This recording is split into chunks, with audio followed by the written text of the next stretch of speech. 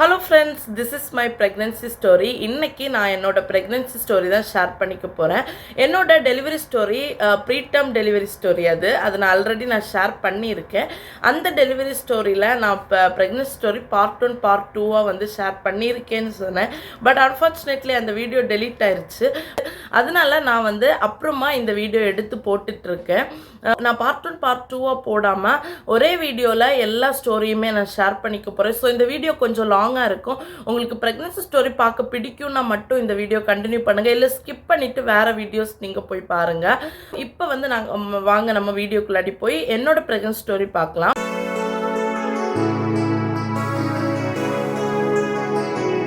என்னோட ப்ரெக்னன்சி ஒரு delayed pregnancy அப்படிங்கிறதுனால நான் மேரேஜ் ஆனதுலேருந்தே என்னோட அந்த ஜேர்னி எப்படி இருந்துச்சுன்னு சொன்னால் தான் இன்ட்ரெஸ்டிங்காக இருக்கும்.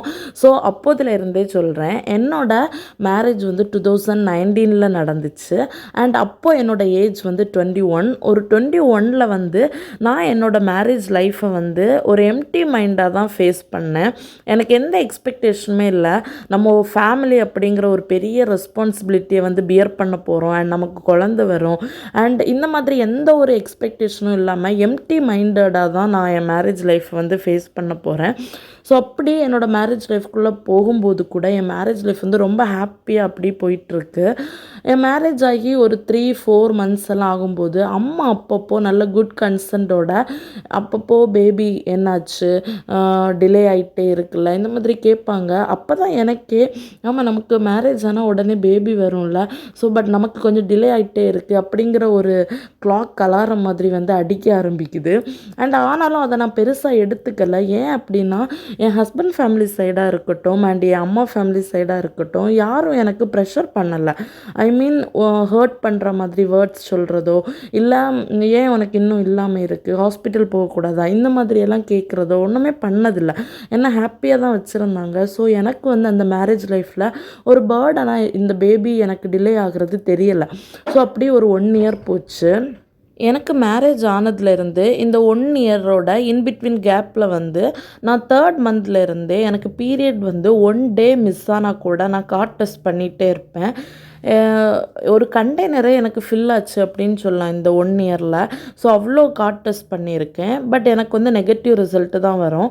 ஸோ சைமல்டேனியஸாக நான் வந்து யூடியூப்லேயுமே நிறைய வீடியோ வந்து சர்ச் பண்ணுவேன், ஃபாஸ்ட் ப்ரெக்னன்சிக்கு என்ன பண்ணுறது அப்படின்னு. அப்போது நிறைய டாக்டர்ஸோட சஜஷன் எப்படி இருந்துச்சுன்னா, மேரேஜ் ஆகி ஃபஸ்ட்டு 1 இயர் வரைக்கும் ப்ராப்ளம் இல்லை, பட் 1 இயர் ஆச்சு அப்படின்னா பக்கத்தில் ஒரு கைனோவை போய் செக் பண்ணுறது நல்லது அப்படின்னு நிறைய கைனோ டாக்டர்ஸே சஜஸ்ட் பண்ணியிருந்தாங்க.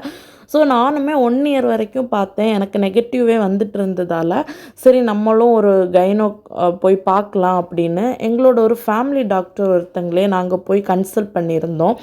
ஸோ அவங்கள கன்சல்ட் பண்ணப்போ ஆப்வியஸாக எல்லா டாக்டர்ஸும் செக் பண்ணுற மாதிரி எனக்கு ஸ்கேன் எடுத்தாங்க. அண்ட் நிறைய டெஸ்டர்ஸ் எடுத்தப்போ எனக்கு வந்து எதுவுமே அப்நார்மலாக இல்லை, எல்லாமே நார்மலாக தான் இருக்குது. ஸோ நீங்கள் நேச்சுரலாகவே ப்ரெக்னென்ட் ஆகிக்கலாம் அப்படின்னு சொல்லியிருந்தாங்க. ஸோ அவங்க வந்து நான் வந்து வீட்டுக்கு ரிட்டர்ன் வரும்போது எனக்கு ஃபாலிக் ஆசிட் டேப்லெட் மட்டும் இதை எடுத்துக்கோங்க அப்படின்னு கொடுத்தாங்க. ஃபோலிக் ஆசிட் டேப்லெட் அப்படிங்கிறது மேரேஜ் ஆகிறதுக்கும் 3 மந்த்ஸ் முன்னாடியிலேருந்து கூட எடுத்துக்கலாம் அப்படின்னு நான் கேள்விப்பட்டிருக்கேன். பட் இது பற்றின டீட்டெயிலாக உங்களுக்கு தெரிஞ்சுக்கணும் அப்படின்னா ஏதாச்சும் நல்ல கைனோ டாக்டரை போய் கன்சல்ட் பண்ணிவிட்டு இதை எடுத்துக்கிறது நல்லது. ஸோ எனக்கு அது ஒரு டேப்லெட்டும் கொடுத்து அனுப்புனாங்க. அப்போது நான் இருந்த மைண்ட் செட்டில் இந்த ஃபாலிக் ஆசிட் டேப்லெட் சாப்பிட்டாலே ப்ரெக்னென்ட் ஆகும் போல் அப்படின்னு நான் நினச்சிருந்தேன். ஏன்னா அவ்வளோ எக்ஸ்பீரியன்ஸ் எனக்கு இல்லை. 4 வருஷத்துக்கு அப்புறம் தான் எனக்கு ப்ரெக்னென்சி பற்றின பெரிய எக்ஸ்பீரியன்ஸே கிடச்சிச்சு. ஸோ அந்த டைம் பெரிய எக்ஸ்பீரியன்ஸ் இல்லாததுனால ஃபாலிக் ஆசிட் சாப்பிட்டாலே கன்சீவ் ஆகும் அப்படின்னு நினச்சிட்டு அந்த டேப்லெட்டை 1 மந்த் போட்டுட்டு நெக்ஸ்ட் மந்த் ப்ரெக்னென்ட் ஆவேன்னு வெயிட் பண்ணிகிட்டே இருக்கேன். பட் எப்பவும் போலவே நெக்ஸ்ட் மந்த்தும் எனக்கு கிட் டெஸ்ட் பண்ணும்போது நெகட்டிவ்னே வந்துச்சு. ஸோ போங்கடா நீங்களும் உங்கள் டேப்லெட்டும் அப்படின்னு நான் அந்த டேப்லெட் எடுக்கிறத மறுபடியும் ஸ்டாப் பண்ணிவிட்டு இந்த ஹாஸ்பிட்டல் இங்கே எதுவும் செக்கப் பண்ணி போக வேண்டாம் அப்படின்னு நானும் அப்படியே வீட்டிலே உட்காந்துட்டேன். அதுக்கப்புறம் எனக்கும் அது பெரிய ஒரு விஷயமா தெரியலை, அப்படியே லைஃப் போச்சு. அண்ட் 6 மந்த்துக்கு அப்புறமா மறுபடியும் ஞான உதயம் வந்தது மாதிரி சரி மறுபடியும் நம்ம ஹாஸ்பிட்டல் போகலாம் அப்படின்னு நல்ல ஹாஸ்பிட்டல் எங்கே போகலாம், எந்த ஹாஸ்பிட்டலில் நம்ம செக் பண்ணலாம், எந்த ஹாஸ்பிட்டலில் ட்ரீட்மெண்ட் எடுக்கலாம் அப்படின்னு பார்த்துட்டே இருக்கும்போது எங்கள் ஃபேமிலியிலேருந்து ஒரு வெல்விஷர் ஒருத்தர் மூலமாக எங்களுக்கு ஒரு ஹாஸ்பிட்டல் வந்து தெரிய வந்துச்சு. அப்போ நாங்கள் அந்த ஹாஸ்பிட்டலே போகலாம் அப்படின்னு டிசைட் பண்ணிட்டோம். பட் அது எந்த ஹாஸ்பிட்டல் அப்படின்னு நான் இங்கே வந்து ரெஜிஸ்டர் பண்ணிக்கல. ஏன்னா ஒவ்வொருத்தருக்கும் ஒவ்வொரு ஹாஸ்பிட்டல் பற்றி ஒவ்வொரு ஒப்பீனியன் இருக்கும். பட் எனக்கு அந்த ஹாஸ்பிட்டல் பற்றி ஒரு பேடான ஒப்பீனியன் தான் இருக்குது. ஆனால் என்ன மாதிரி ட்ரீட்மெண்ட் எடுத்த இன்னொரு பர்சனுக்கு அது நல்ல குட் ஒப்பீனியனாக இருக்கும். ஸோ நான் வந்து எந்த ஹாஸ்பிட்டல் பற்றியும் நல்ல ஹாஸ்பிட்டல் இது நல்ல இல்லை அந்த ஹாஸ்பிட்டல்னு சொல்லலை. பட் எனக்கு அங்கே ஒரு பேட் ஒப்பீனியன் இருந்துச்சு. அதனால நான் அந்த ஹாஸ்பிட்டலை நான் உங்களுக்கு சஜஸ்ட் பண்ண மாட்டேன். அண்ட் ஆல்சோ அது என்ன அங்கே கோத்ரோ பண்ணேன் பேடா அப்படின்னு சொன்னால், நான் அங்கே போனதுமே எனக்கு ஃபஸ்ட்டு ஒரு 3 மந்த்ஸு கன்சீவ் ஆகிறதுக்கு நம்மளை வந்து ஸ்டிமுலேட் பண்ணுற டேப்லெட்ஸ் எல்லாம் ஐ மீன் ஹார்மோன் இம்பேலன்ஸ்டாக இருக்குது அப்படின்னு டேப்லெட்ஸ் எல்லாம் கொடுத்து விட்டுருந்தாங்க. ஸோ 3 மந்த்ஸ் ஆகியும் நான் ப்ரெக்னென்ட் ஆகாததும் மேபி யூட்ரஸில் ஏதாச்சும் ப்ராப்ளம் இருக்கலாம் அப்படின்னு சொன்னாங்க. என்ன ப்ராப்ளம் இருக்கும் அப்படின்னு கேட்டப்போ ஏதாச்சும் இருக்கலாம், ஆனால் அது வந்து லேப்ரோஸ்கோப்பி பண்ணால் தான் தெரியும், பண்ணி பார்ப்போமா அப்படின்னு கேட்டாங்க. இந்த ப்ரெக்னென்சி பற்றி அண்ட் ப்ரெக்னென்ட் ஆகிறணுன்னா என்னென்ன பண்ணணும் அண்ட் ஏன் ப்ரெக்னென்ட் ஆகாமல் டிலே ஆகுது, இந்த மாதிரி எந்த நாலேஜுமே இல்லாமல் ஒரு 0 நாலேஜோட இருந்த எங்களுக்கு அவங்க சொன்னது தான் வேதவாக்கு மாதிரி இருந்துச்சு. ஸோ சரி ஓகே, டாக்டர் சொல்கிறது ஆப்வியஸாக ட்ரூவாக தான் இருக்கும், நம்ம பண்ணுவோம் அப்படின்னு நாங்களும் அக்செப்ட் பண்ணிக்கிட்டோம். ஸோ லேப்ரோஸ்கோப்பி பண்ணி எனக்கு பெட் ரெஸ்ட் தேவைப்பட்டுச்சு லேப்ரோஸ்கோப்பிக்கு. லேப்ரோஸ்கோப்பியோட என்னோட அந்த ஜேர்னி நான் தனியாகவே ஒரு வீடியோ உங்களுக்கு நான் ஷேர் பண்ணுறேன். பட் லேப்ரோஸ்கோப்பி பண்ணி நான் ரொம்ப கஷ்டப்பட்டேன். அண்ட் லேப்ரோஸ்கோப்பியோட ரிசல்ட் பார்த்திங்கன்னா உங்களுக்கு யூட்ரஸில் சிஸ்ட் இருந்துச்சு, நாங்கள் சிஸ்டெல்லாம் ரிமூவ் பண்ணோம். அண்டு யூட்ரஸோட அந்த டியூப் இருக்கும்ல, அது வந்து ஃபெலோப்பியன் டியூப், அது ஒட்டிகிட்டு இருந்துச்சு, அதனால தான் கன்சீவ் ஆகாமல் இருந்தீங்க அப்படியெல்லாம் ரிசல்ட் வந்துச்சு. ஓகே, அப்போ நான் என்ன நினச்சேன்னா, இந்த ப்ராப்ளம் எல்லாம் இருந்ததுனால தான் எனக்கு வந்து கன்சீவ் ஆகலை. அப்புறம் டாக்டர்கிட்ட டிஸ்சார்ஜ் ஆகும்போது கேட்குறேன், நெக்ஸ்ட்டு மந்த் கன்சீவ் ஆகுமா அப்படின்னு கேட்டப்போ நெக்ஸ்ட்டு மந்த் சான்சஸ் ஜாஸ்தியாக இருக்குதுன்னு சொன்னப்போ எனக்கு எக்ஸ்பெக்டேஷன் இன்னும் ஜாஸ்தியாச்சு. ஓகே, அப்போ நான் ஷியோராக நெக்ஸ்ட்டு மந்த் கன்சீவ் ஆவேன் அப்படின்னு நெக்ஸ்ட்டு மந்த் கிட்டு டெஸ்ட் பண்ணுறேன், கன்சீவ் ஆகலை. ஓகே, அதுக்கு நெக்ஸ்ட்டு மந்த் ஆகும் அப்படின்னு இப்படி ஒவ்வொரு மந்த்தும் போயிட்டே இருக்குது. இப்படியே ஒரு 6-7 மாதம் பக்கத்தில் மறுபடியும் போயிருச்சு. எனக்கு அந்த ஹாஸ்பிட்டல் மேலே பேட் ஒப்பீனியன் வர்றதுக்கு அவங்க என்ன லேப்ரோஸ்கோப்பி பண்ண வச்சது தான் ரீசன் அப்படி நான் சொல்லலை.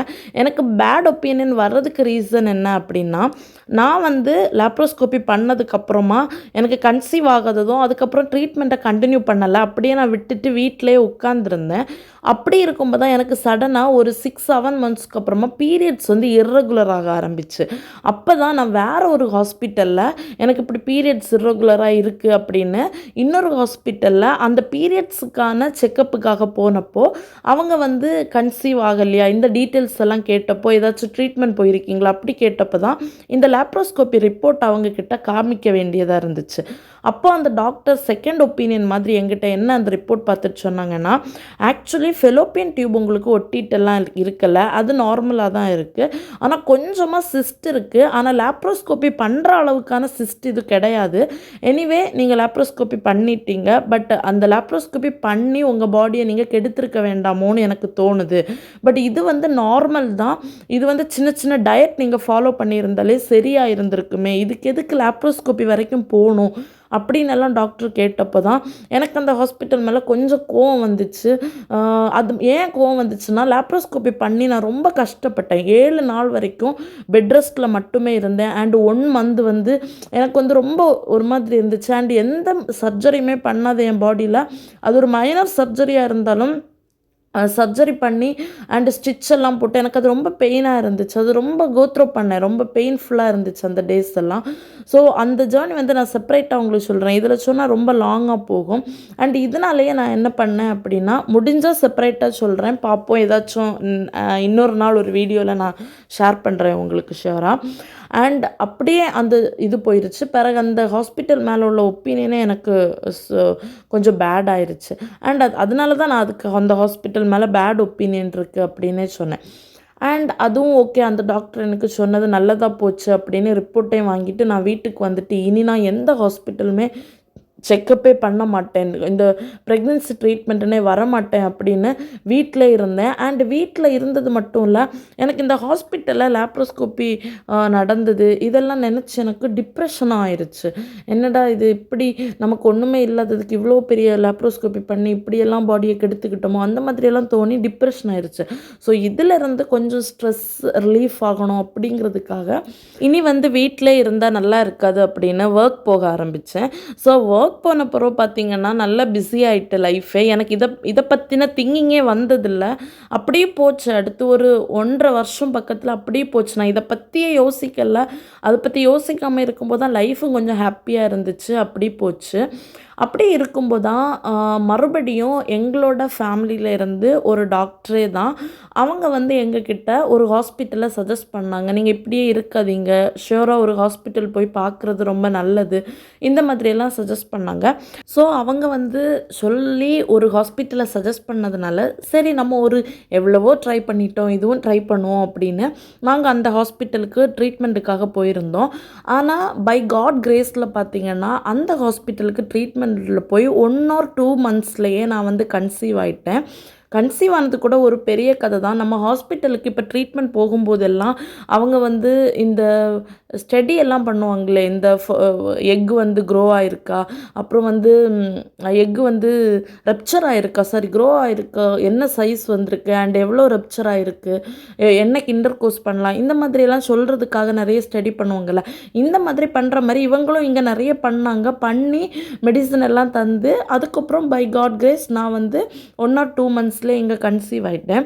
ஆக்சுவலாக இங்கே என்ன சொல்ல வரேன்னா, நான் ட்ரீட்மெண்ட் எடுத்தனால தான் கன்சீவ் ஆனேன் அப்படிங்கிறத பிலீவ் பண்ணுறத விட நான் கன்சீவ் ஆனது காடோட ஒரு பெரிய கிரேஸ் அப்படின்னு தான் சொல்லுவேன். எனக்கு காட் மேலே நிறைய ஹோப் இருக்குது. நான் அவர் மேலே மட்டும்தான் ஹோப் வச்சுருந்தேன்.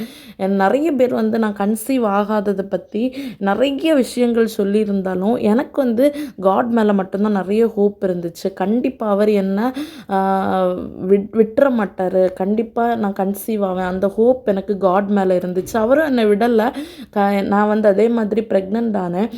ஸோ அதனால் எல்லாத்துக்கும் ஒரு நேரம்னு சொல்லுவோம்ல, அப்படி தான் நான் ப்ரெக்னென்ட் ஆன ஒரு விஷயத்த சொல்லுவேன். ஸோ ப்ரெக்னென்ட் ஆகாமல் எனக்கு இன்னும் கன்சீவ் ஆகலையேன்னு உங்களுக்கு எவ்வளோ பெயின் இருக்கும்னு எனக்கு தெரியும். அப்படி யாராச்சும் இந்த வீடியோ பார்த்துட்டு இருந்தீங்கன்னா ஒரே பண்ணாதீங்க. நமக்குன்னு ஒரு நேரம் இருக்கும், கண்டிப்பாக நமக்கு பேபி கிடைக்கும். ஸோ அந்த டைமில் கரெக்டாக நம்ம ப்ரெக்னென்ட் ஆகும். அது யாராலையுமே மாற்ற முடியாது. நமக்கானதாக ஒன்று இருக்குது அப்படின்னா அது கரெக்டான டைமில் நம்மக்கிட்ட வரும். மேபி அது நமக்கானதாக இல்லை, இந்த மந்த் ப்ரெக்னென்ட் ஆகலைன்னா அந்த மந்த் நமக்கானதாக அது அந்த டேவாக இல்லாமல் இருக்கலாம்.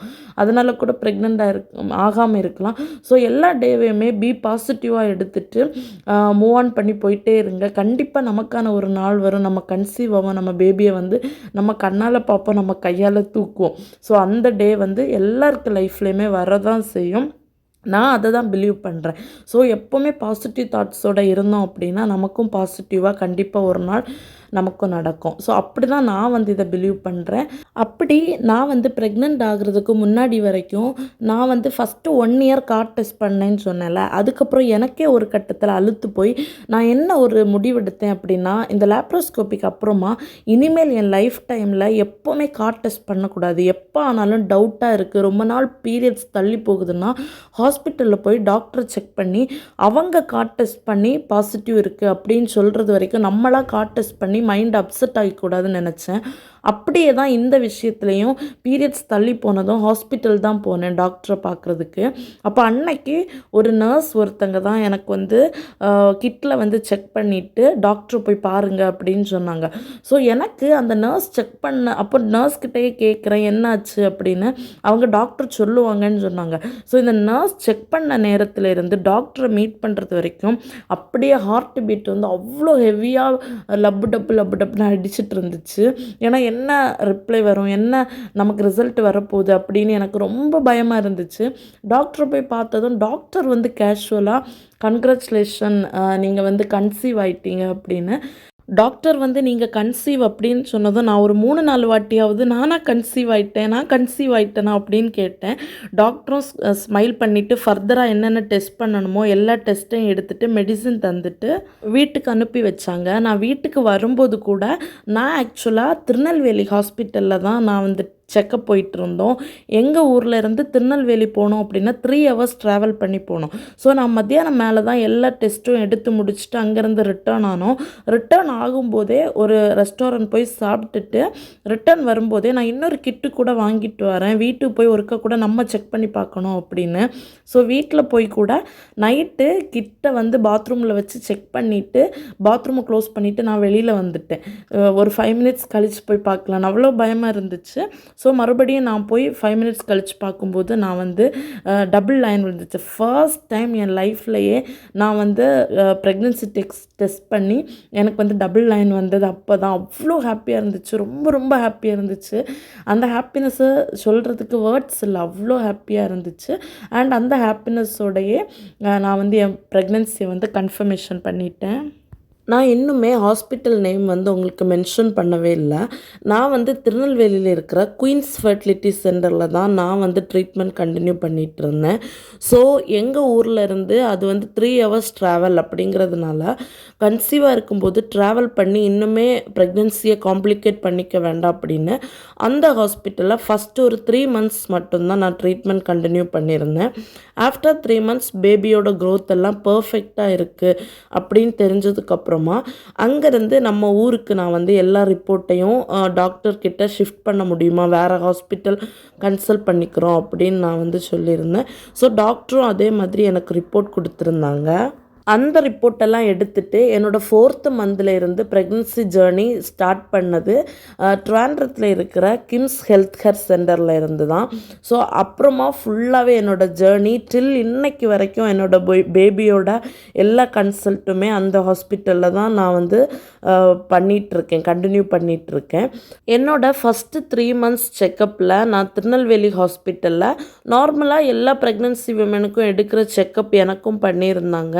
எல்லா டெஸ்ட் எடுத்திருந்தாங்க, பேபி க்ரோத் எப்படி இருக்குது அப்படின்னு பார்க்குறது, அண்டு ஸ்கேன் பார்க்குறது, இந்த மாதிரி எல்லாமே பார்த்தாங்க. பட் ஒவ்வொரு மந்தும் எனக்கு ரிசல்ட் வரும்போதும் கொஞ்சம் பயம் உள்ளாடி இருக்கும், பேபி நல்லா இருக்கணும், எந்த ப்ராப்ளமுமே பேபிக்கு இருக்கக்கூடாது அப்படின்னு.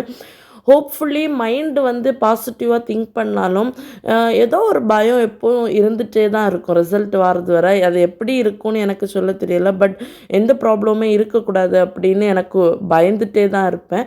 பட் ரிசல்ட் வந்து பை காட் கிரேஸில் எனக்கு வந்து எந்த ப்ராப்ளமுமே இல்லை, எல்லாமே பர்ஃபெக்டாக இருக்குது, பேபியோட க்ரோத் நல்லா இருக்குது அப்படின்னு டாக்டர் ஃபஸ்ட்டு 3 மந்த்ஸுமே சொன்னாங்க. அண்ட் கூடவே டாக்டர் வந்து என்கிட்ட நிறைய நட்ஸ் எடுத்துக்கோங்க அப்படின்னு சொல்லியிருந்தாங்க. அப்புறமா ஃபஸ்ட்டு 3 மந்த்ஸ் உள்ள என்னோடய எல்லா ரிப்போர்ட்டையும் எடுத்துகிட்டு நான் கிம்ஸ் ஹாஸ்பிட்டலுக்கு ஷிஃப்ட் ஆகிட்டேன். ஸோ ஃபஸ்ட்டு 3 மந்த்ஸ் உள்ள என்னோடய ரிப்போர்ட்டை டாக்டர் அனலைஸ் பண்ணிவிட்டு 4th மந்த்து அடுத்த ஒரு ஸ்கேனுக்காக என்னை வந்து போக சொல்லியிருந்தாங்க. அந்த ஸ்கேனும் பார்த்திங்கன்னா பர்ஃபெக்டாக இருந்துச்சு, பேபிக்கு எந்த ப்ராப்ளமும் இல்லை. ஆனால் வெயிட் மட்டும் கொஞ்சம் பேலன்ஸ்டாக வச்சுக்கோங்க, இனி வந்து இன்க்ரீஸ் பண்ணாதீங்க அப்படின்னு எனக்கு சஜஸ்ட் பண்ணி ஒரு டயட் கொடுத்துருந்தாங்க. நானும் அந்த டயட்டை ஃபாலோ பண்ணேன். எனக்கும் வெயிட் வந்து ரொம்ப போடலை, அப்படி ப்ராப்பராக பேலன்ஸ்டாகவே தான் இருந்துச்சு. அப்புறமா 5th மந்த் வந்து எல்லாருக்கும் எடுக்கிற அனாமலி ஸ்கேனுக்கு தான் எனக்கும் டாக்டர் எழுதி கொடுத்துருந்தாங்க. ஸோ நான் அந்த ஹாஸ்பிட்டல்லே ரேடியாலஜிஸ்ட் கிட்ட அனாமலி ஸ்கேனுக்காக போகும்போது அவங்க வந்து அனாமலி ஸ்கேன் அப்படின்னா பேபியோட எக்ஸ்டர்னல் ஆர்கன்ஸ் எல்லாம் எப்படி இருக்குது, நார்மலாக இருக்கா இல்லை ஏதாச்சும் டெஃபிஷியன்சி இருக்கா அப்படின்னு செக் பண்ணுறது. இதில் நமக்கு தெரிஞ்சிடும் பேபிக்கு ஏதாச்சும் டெஃபிஷியன்சி இருக்குது அப்படின்னு. ஸோ இந்த ஸ்கேனுக்கு போகும்போது டாக்டர் என்கிட்ட என்ன கேட்டாங்கன்னா, நமக்கு இந்த ஹாஸ்பிட்டலில் இன்னொரு ஃபெசிலிட்டிஸ் இருக்குது, இன்டர்னல் ஆர்கன்ஸும் க்ரோத் எப்படி இருக்குது அப்படின்னு பார்க்கலாம். இப்போ ஹார்ட்டாக இருக்கட்டும், கிட்னியாக இருக்கட்டும், லிவர், இந்த மாதிரிப்பட்ட இன்டர்னல் ஆர்கன்ஸோட ஃபங்க்ஷன்ஸ் எப்படி இருக்குன்னு பார்க்கலாம். ஸோ அந்த ஸ்கேனும் எடுத்துப்போமா அப்படின்னு டாக்டர் கேட்டாங்க. ஆனால் இதில் ஒரு சின்ன சிக்கல் இருந்துச்சு அன்னைக்கு. என்னென்னா அதுக்கும் சேர்த்து எடுக்கணும்னா எக்ஸ்பென்ஸ் வந்து கொஞ்சம் ஜாஸ்தியாக இருந்துச்சு. அந்த ஸ்கேனும் சேர்த்து எடுக்கிறதுக்கு 18,000 வந்து சார்ஜ் பண்ணியிருந்தாங்க.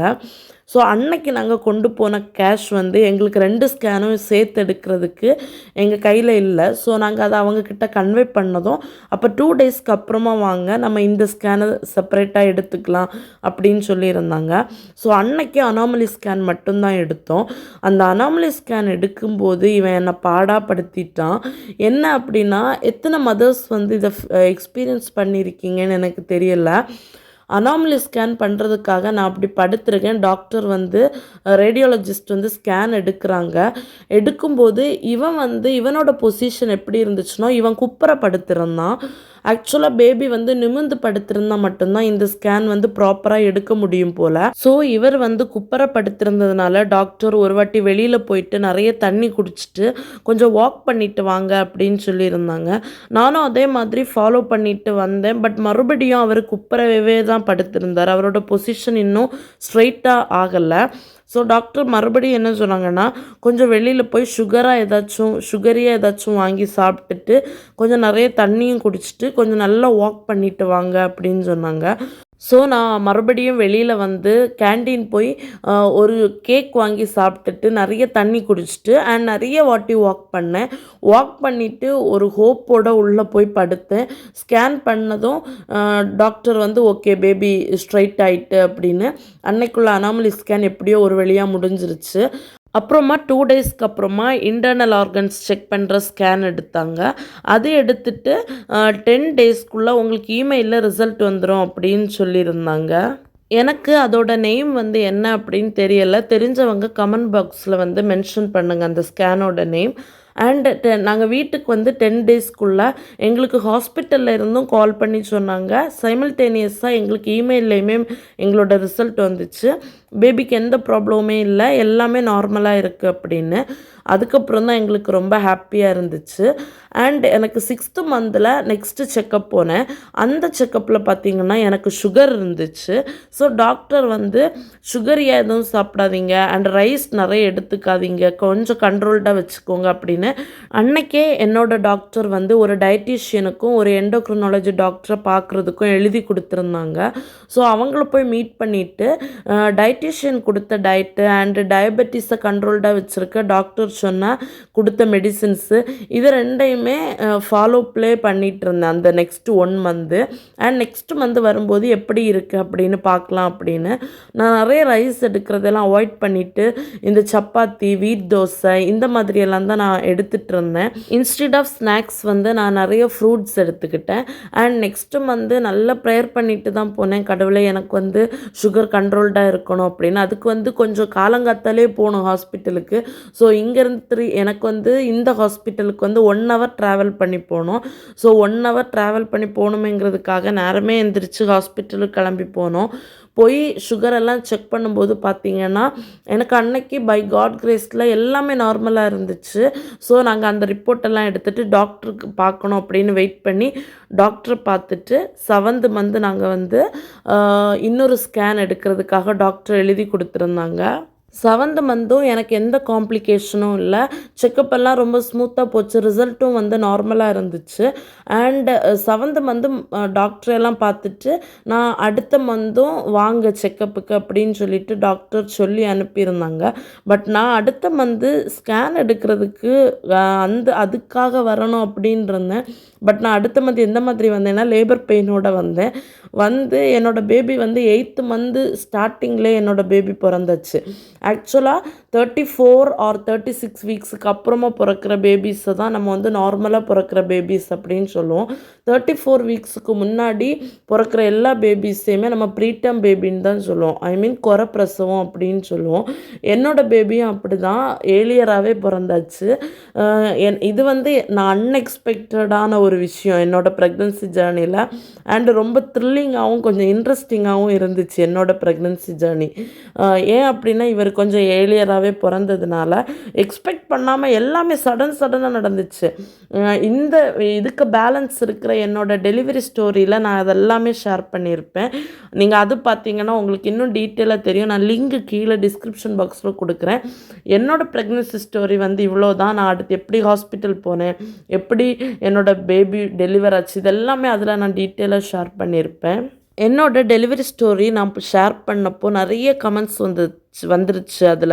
அதில் வந்து நிறைய பேருக்கு ப்ரெக்னன்சி பற்றின டவுட்டை விடைக்கும் பயம்தான் ஜாஸ்தியாக இருக்குது.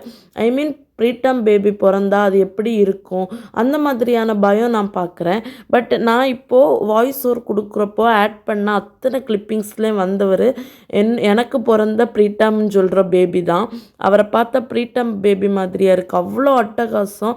இப்போல்லாம் அவரை ஒரு இடத்துல விட்டுட்டு கையில் பிடிக்க முடியாது, அந்த அளவுக்கு அட்டகாசம் பண்ணுறாரு. ஸோ ப்ரீடம் பேபி ஆர் இப்போ டேர்ம் பேபி எப்படியா இருந்தாலும் பேபிஸ் வந்து பேபிஸோட ஆக்டிவிட்டீஸை பண்ணிகிட்டே தான் இருப்பாங்க. அவங்க பாட்டில் நம்ம அவங்கள வளர விட்டோம் அப்படின்னா. ஸோ இப்போ கூட அவர் என் கூட இல்லை, இப்போ நான் ஜாப் பார்த்துட்டு துபாயில் இருக்கேன். அண்ட் அவர் வந்து என் அம்மா அப்பா father in-law mother in law husband கூட இந்தியாவில் இருக்காங்க. அவருக்கு வந்து ஒரு வயசு முடிச்சதுமே எனக்கு இங்கே ஜாப் கிடச்சி நான் வந்துட்டேன். ஸோ இப்போ நான் ஆட் பண்ண அத்தனை கிளிப்பிங்ஸுமே ஒரு சில கிளிப்பிங்ஸை தவிர மோஸ்ட் ஆஃப் த எல்லா கிளிப்பிங்ஸும் என்னோடய ஃபாதர் இன்லா ஊரில் இருந்து எடுத்து எனக்கு வந்து வாட்ஸ்அப்பில் சென்ட் பண்ணி விடுறது நான் உங்கள் கூட ஷேர் பண்ணியிருக்கேன். And happy to sharing with you. இன்றைக்கி இந்த வீடியோவை நான் இந்த இடத்துல வந்து எண்ட் பண்ணிக்க போகிறேன். உங்களுக்கு இந்த வீடியோ பிடிச்சிருக்கும் அப்படின்னு நான் நினைக்கிறேன். நான் நெக்ஸ்ட் வீடியோவில் என்னோடய பேபியோட NICU ஜேர்னி எப்படி இருந்துச்சு அண்ட் என்னோடய பேபியோட க்ரோத் அந்த ஃபஸ்ட்டு மந்த்லேருந்து ஒரு வயசு வரைக்கும் உள்ள க்ரோத் எப்படி இருந்துச்சுன்னு எல்லாமே உங்கள் கூட ஷேர் பண்ணிக்கிறேன் நான். அண்ட் இந்த வீடியோ பிடிச்சிருந்தா ஒரு லைக் பண்ணுங்கள். அண்ட் நம்ம சேனல் பிடிச்சிருந்தா நம்ம சேனலை சப்ஸ்கிரைப் பண்ணுங்கள். நெக்ஸ்ட் டைம் இன்னொரு சூப்பரான ஒரு கண்டென்ட்டோட உங்கள் எல்லோரையும் மீட் பண்ணுறேன். டில் தென் டேக் கேர், பை.